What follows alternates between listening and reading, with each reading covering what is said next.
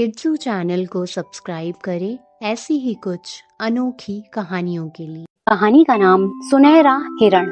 बहुत समय पहले की बात है। एक सुंदर वन जंगल में एक चमकदार सुनहरे रंग का हिरण रहता था।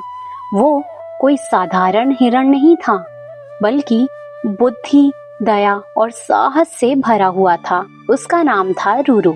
एक दिन रूरू नदी के किनारे घास खा रहा था। भी उसने किसी इंसान की आवाज सुनी, बचाओ बचाओ। एक आदमी नदी में बह रहा था और डूबने ही वाला था। ये सब रूरू ने देखा और रूरू बिना डरे नदी में कूद गया। उस आदमी को अपनी पीठ पर बिठाया और जोर लगाकर किनारे तक ले आया। हे महान हिरण, आपने मेरी जान बचाई। मैं आपका हमेशा एहसानमंद रहूंगा।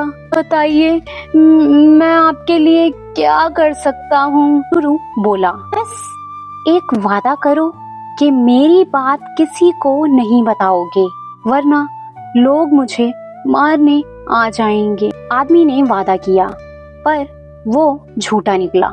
कुछ दिनों बाद उस जगह की रानी ने अपने सपने में एक बोलता हुआ सुनहरा हिरण देखा और उसे देखने की जिद पकड़ ली।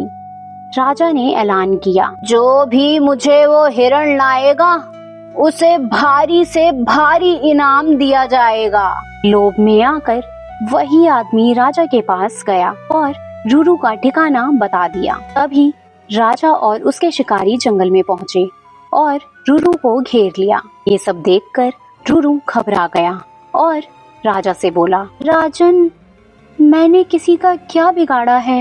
मैंने तो बस एक इंसान की जान बचाई थी और बदले में मुझे धोखा मिला। राजा ये देखकर चौंक गया कि एक हिरण बोल रहा था। फिर रूरू ने पूरी सच्चाई बताई। पूरी बात सुनकर राजा को बहुत दुख हुआ और उसने आदेश दिया, अब से इस हिरण को कोई नुकसान नहीं पहुंचाएगा और मेरे राज्य में कोई भी हिरण मारा नहीं जाएगा। इस ऐलान के बाद उस धोखेबाज आदमी को पकड़ लिया गया और उसे कड़ी सजा मिली। फिर रूरू जंगल में शांति से रहने लगा।